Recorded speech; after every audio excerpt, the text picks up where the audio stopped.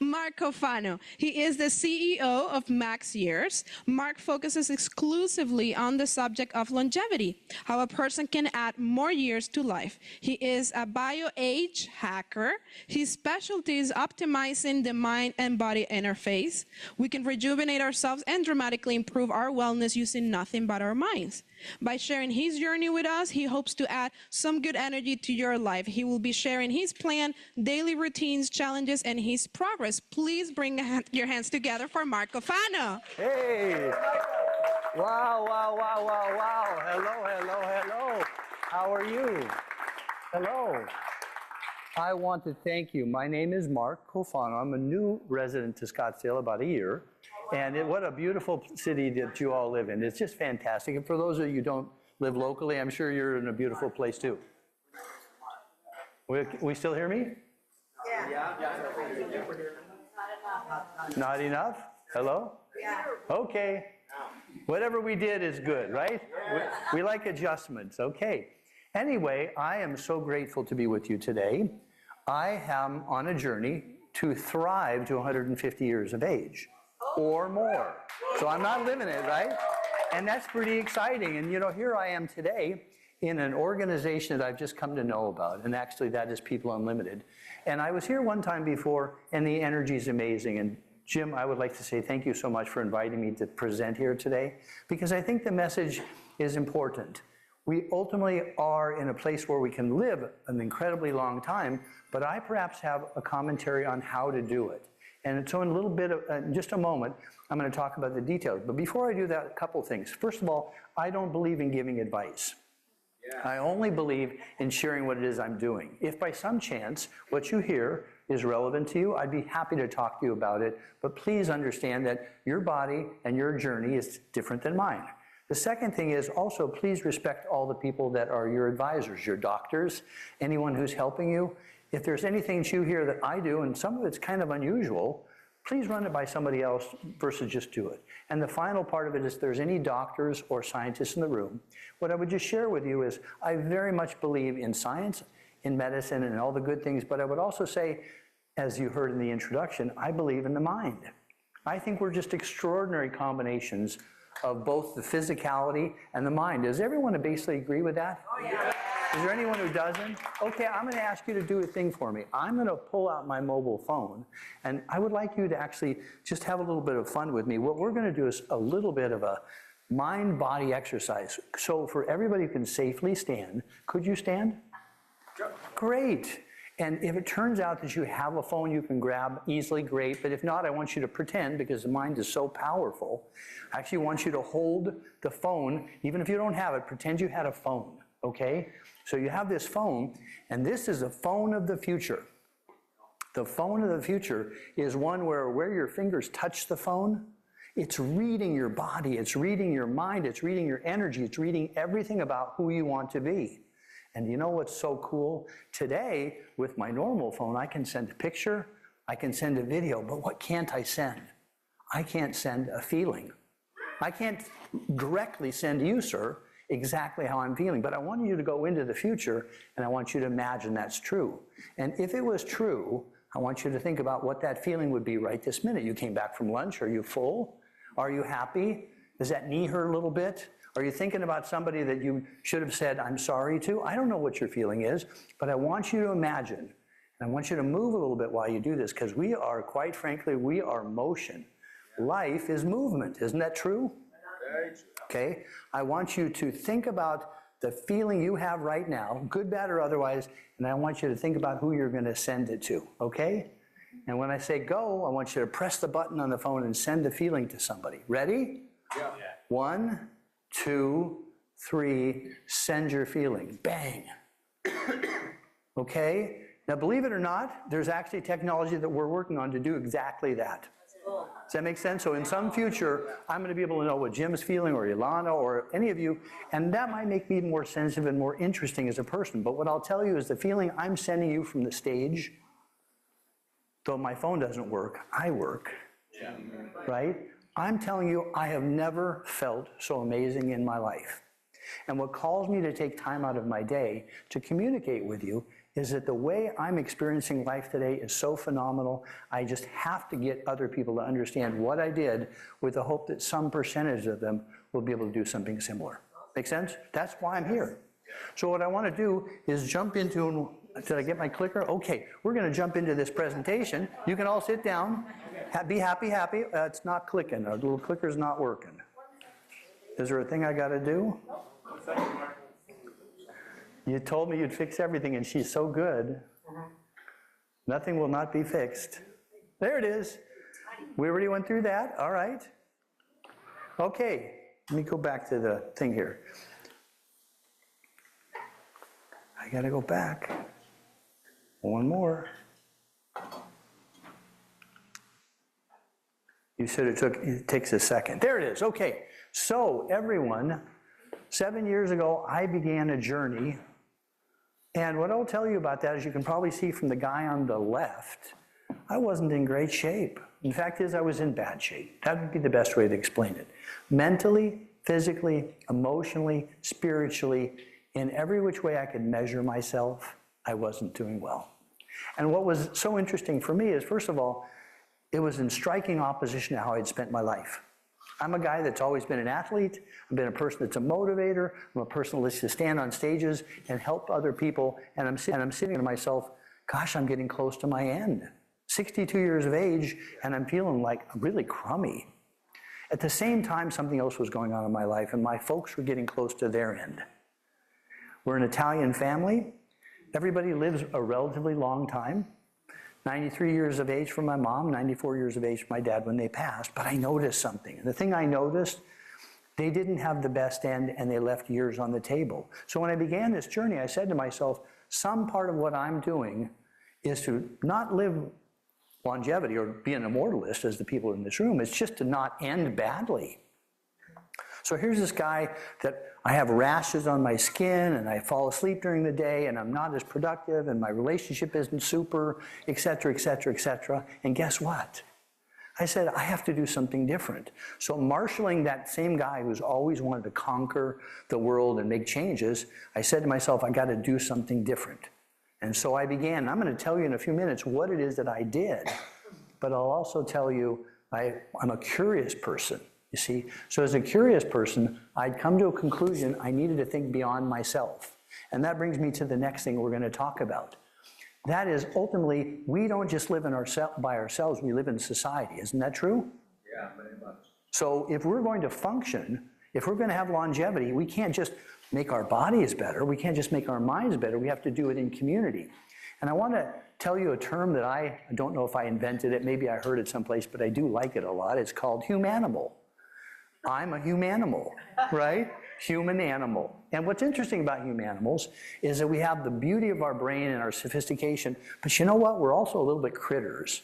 Can anybody identify with being a little bit of a critter? Like if you get hungry and you get hangry? Yeah, you know when that happens. Or if you're in the place when it's all finished done where you get too close to somebody's kid and they all of a sudden say, back away, that's my cub, right? We as individual humans have a biological ancestry as animals, and it's good for us, in my humble opinion, not to forget it. Make sense? We should remember our animal ancestry. And I would suggest to you that the biological level, us as individual critters, we succeed based upon our environment and also competition for scarce resources. That's the way that critters work. We have to find the food, we have to get the food, and somebody else wants the food, we have to fight them off. But interestingly enough, in a social environment, something else happens. Our society is driven by the idea of ideas, power, and increasingly profit. So if you look at the sequences of human history where we've all of a sudden come from being in the cave to being in a small village to being in a city, a lot of those migrations were not made because that was more healthy for the individual. It was because there was someone who was an architect that said, we need to get people off the farm and we need to get them into a city. But was the result of getting off the farm and into the city necessarily best for the human? Not necessarily at all, you see. So we then would say to ourselves, if you have this engineering that I'm doing as a person, but also we have engineering that other people, architects if you will, are doing, we have to be careful because if I'm in a third world country and I'm close to food grown on the land, but I might have crummy health care.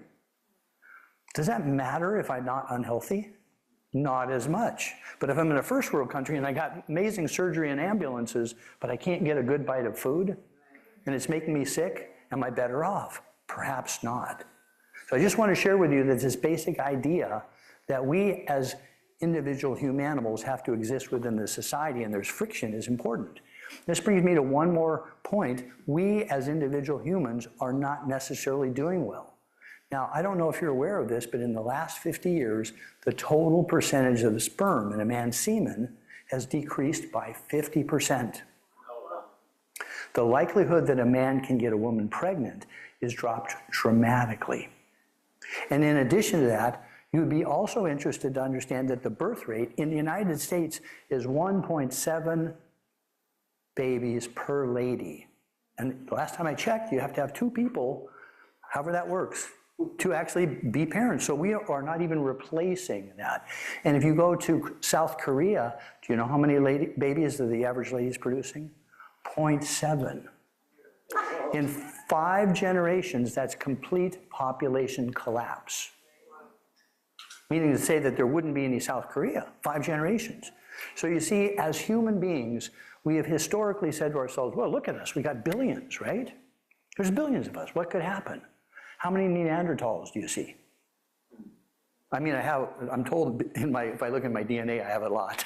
And you may say he kind of acts like a Neanderthal, but that's okay. But nonetheless, my point is, our future as a species is not guaranteed. So what you would find about me being a little different than other people is while I absolutely identify the individual person's ability to choose their future, if we don't get there together, I'm not so excited about that. I want to get to a future where there's longevity for more than just me. And today, unfortunately, it's a subject that relates to wealth. Quite frankly, it's difficult for people to be able to live a long life without access to some things I have. So I'm grateful for what I have, but I want to share it. Now, I want to talk about one other thing that's called hyperchange. Hyperchange is a fascinating subject, and about 4 years ago, I started to pioneer work done in this, which basically said the rate of change is going to be so frantically fast that many of us will not understand tomorrow compared to today. And as an example, have you heard about artificial intelligence? Show of hands, everybody's heard about that? Have you ever heard about robots, right? So if we take a look at humanoid robots, the minimum estimate of the number of humanoid robots that are going to exist in 20 years is 68 million. I'm talking about walking around. How many did you see today? How many robots did you see walking around today? Sir? 0, right? Okay, so if 68 million are going to exist, that's the minimum number. Do you know what the maximum number of humanoid robots is predicted to be? 10 billion. How many people are there on the planet today? About 7 billion. So in theory, you can pick your number. And isn't that interesting about the internet? You can prove anything. All you have to do is go on the internet and look for the number you want. But it's somewhere between 50 million and 10 billion. The future of us doesn't include only us. So any definition of longevity would also have to include robots walking around. So we must expand our mind and think about how the world of the future is going to impact our world today, okay? So let me go on. I want to share with you what my strategy and results have been from a 7-year journey into longevity. And it did not begin as longevity, it began just as health. The first thing was to, in fact, see myself clearly and honestly. Do you know when I discovered that I really needed to lose weight? Is when somebody took a picture of me on stage and I said, who's the fat guy? And I didn't say fat because I wanted to disparage anybody else. I'm saying there was just no walking away from that. I couldn't even identify. I said, who is that? Oh, it's me, right? So when it's all finished and done, I said to myself, I must see myself honestly. How many of you take a picture with your phone in the way that you look the worst? Okay? I started to do that because I said this, I have to see me. And then I enlisted other people that I cared about that said, tell me what I'm not doing right. Tell me how I'm not succeeding. Tell me how I can be better. 360-degree review. The second thing is I had to train my mind. My mind was becoming weak. And I've always been able to accomplish great things. Do you know who Roger Bannister is? Yes. What did he do? Right, but until he ran the 4-minute mile, guess what? Was it possible? No. The entire world had decided that there was no way to run a 4-minute mile. And some people even thought the human body would explode. Now, I like this room because there's nobody as of yet throwing a tomato at me saying, you're not going to live to 150. But believe it or not, I walk up to people, and some of them are very close to me, and they look at me and they say, you're not going to live to 150. And they actually get a little bit grumpy about it because I've rattled their worldview. Does that make sense? I am not in a place where I'm giving them something happy because, as it turns out, the subject of longevity is deeply wedded in our society. It is not okay for someone to do that. And quite frankly, I have suspicions that in the future, we may find that the way we actually have to experience longevity is with some battle. I hope that isn't so. But I will only tell you that the end result is this hyper change. Oh, I don't know where I went backwards there. I wonder why I switched. Did I click it? I must have. Okay. Okay, anyway, the next thing was manage my project. What do I mean by a project? I mean to say that if you want to build a house, you have to say where, how big, and when. Because otherwise the builder goes, I don't know what to do, right? So my project was 150 years, not because I plan on passing away at 150, but I said, I'm 62, I need to get to there, and it's decades. I need to have the right resources, I need to have the right plan, I need to have points of measurement. I had to actually look at the entire process of building the plan. And then I had to build foundations on sleep, food, and ultimately movement. Now you notice I didn't use the word exercise. Why did I not use the word exercise? Because we've stereotyped exercise to be a special kind of movement. No. Did I want to be the most nimble guy in the world when I was younger? No, I wanted to have big biceps.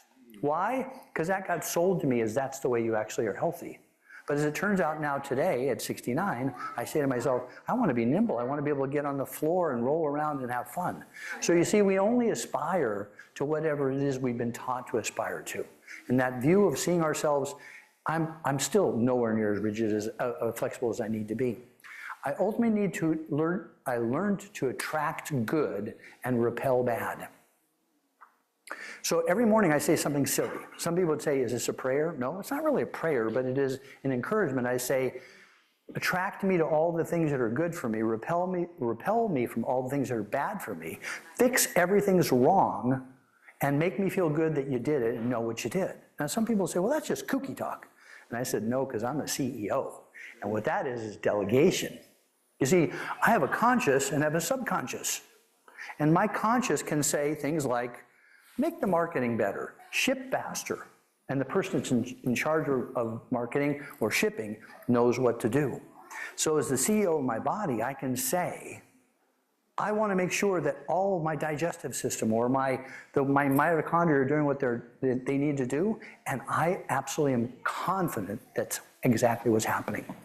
I needed to learn how to optimize everything, and optimizing meant studying. I became a voracious learner. I learned about stuff in my body I never could have even thought I cared about. And actually, in some regards, I guess went toe-to-toe with people that were experts. And I agreed that they were expert in the subject, but not expert in me. I became the captain of my ship.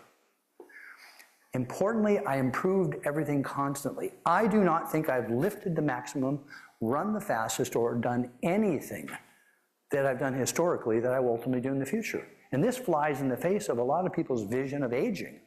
Doesn't aging mean at the very best you could simply not lose function? No. It actually means something very different.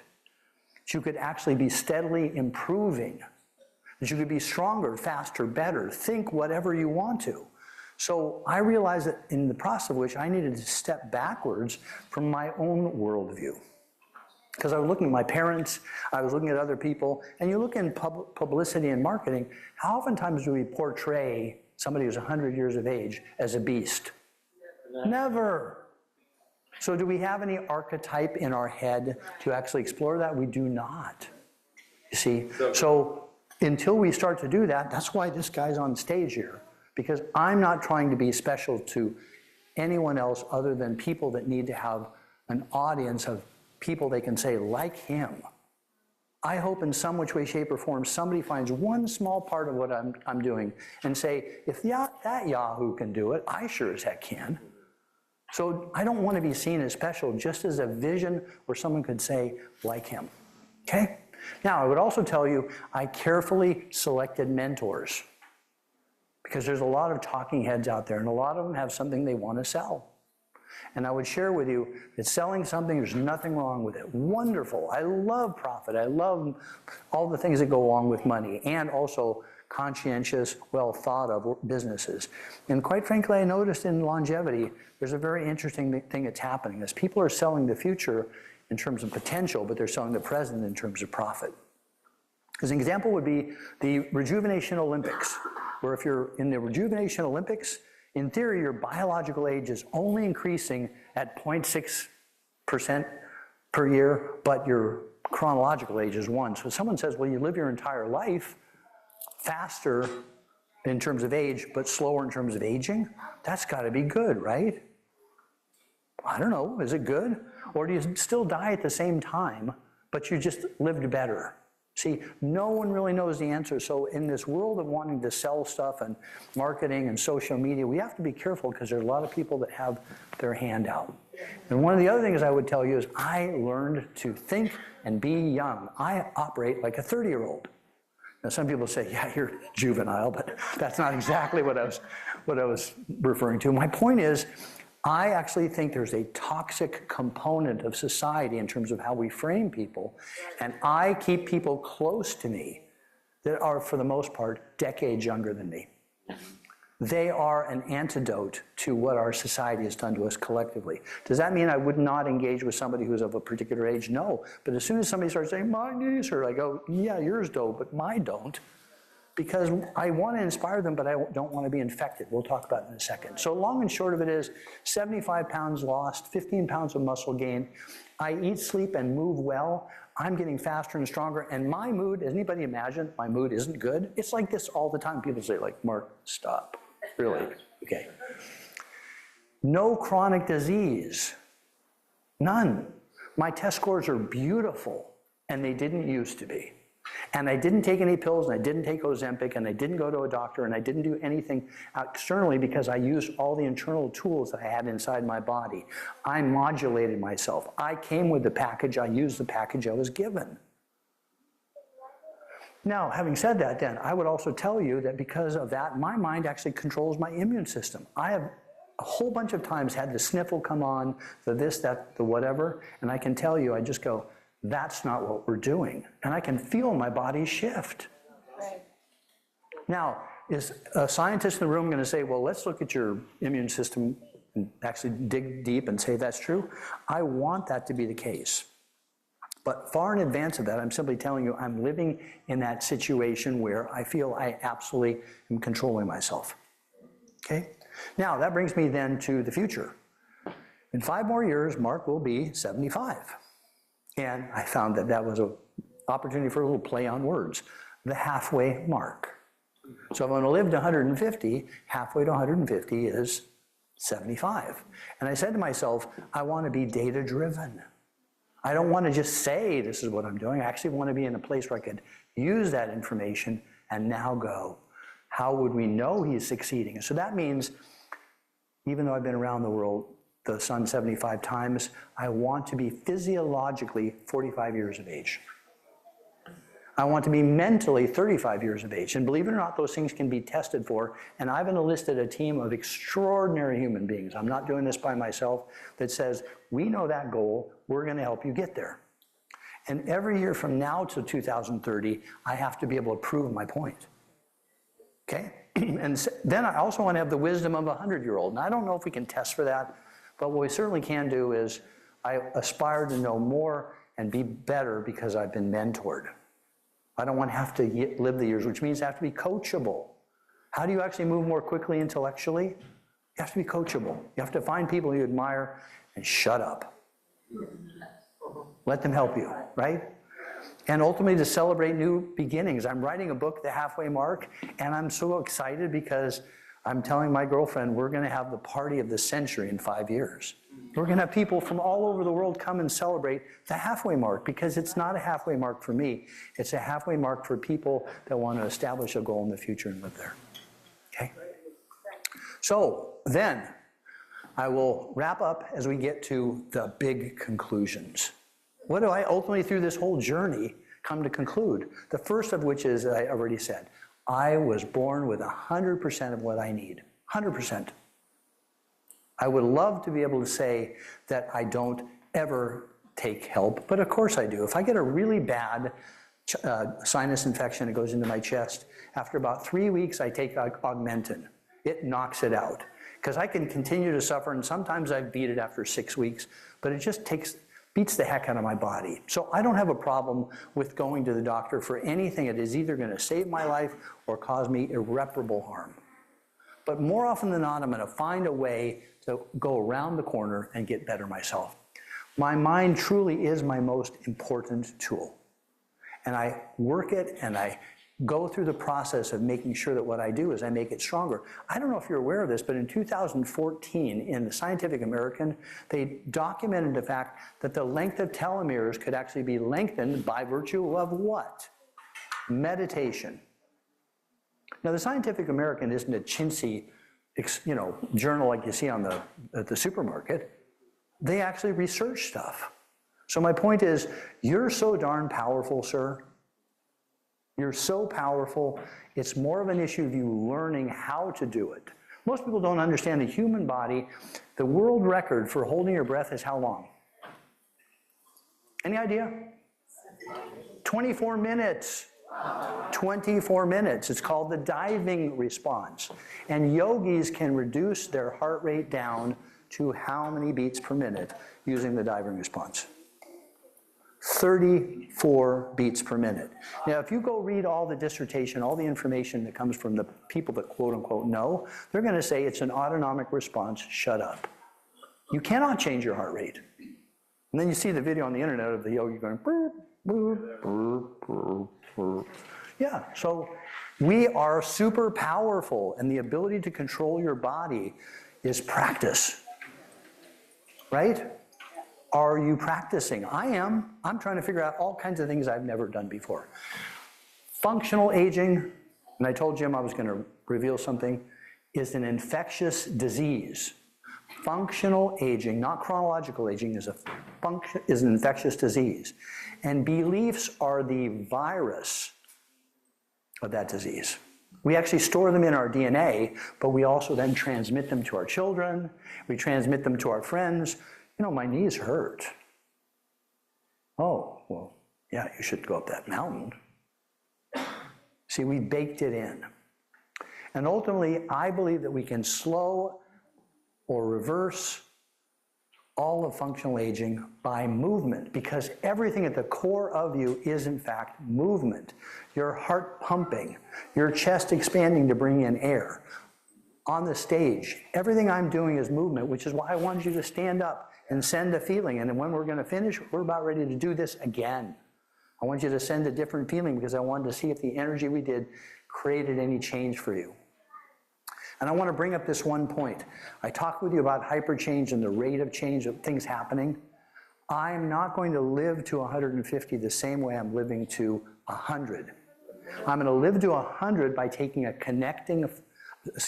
I'm living to 100 using the same modalities, being in shape, eating well, but within the next 20 to 30 years, we're going to have 1,000 years of change, at a minimum.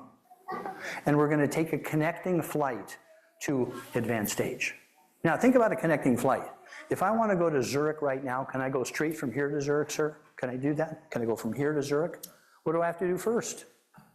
Probably fly to New York. I have to get to some place that flies to Zurich. I have to have a ticket. I have to have my travel documents. I have to be ready at the right time. So I would share with you that what I'm doing that's very unique and different, in addition to using my mind, is I'm ensuring myself that when that flight takes off, I got a seat on it. I'm knowing the people that have the companies that are going to be able to simply give me a new replacement. One of the companies I'm working with is the Terasaki Institute. They're so amazing. We don't have spare parts for the human body. But in 5 years, they're going to be able to 3D print a liver and 3D print a kidney to match you because of using your own genome, okay? And ultimately, I would just tell you that radical longevity, as I'm talking about, will both destroy society and recreate it. And we have to be present as this happens, because there's some people who are not going to be down with this. That makes sense? Some people are going to say, no, you just need to die on time because you're harshing our buzz. And ultimately, of all the different types of longevity, I believe functional longevity is the best because we can truly measure what we want.